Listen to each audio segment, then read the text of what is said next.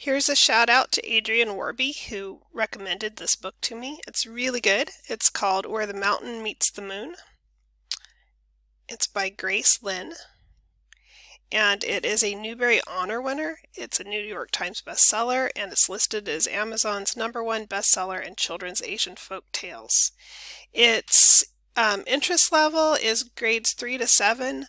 The Lexile is 810, and it's 288 pages, which sounds kind of long, but the print is big. There's pictures throughout the book, and it's just very engaging even for an adult to read.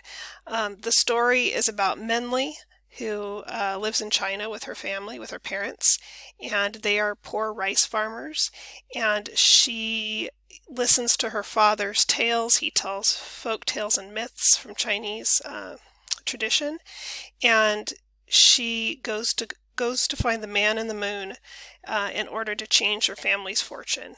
And it's just a fun adventure and a heartwarming tale with a good message.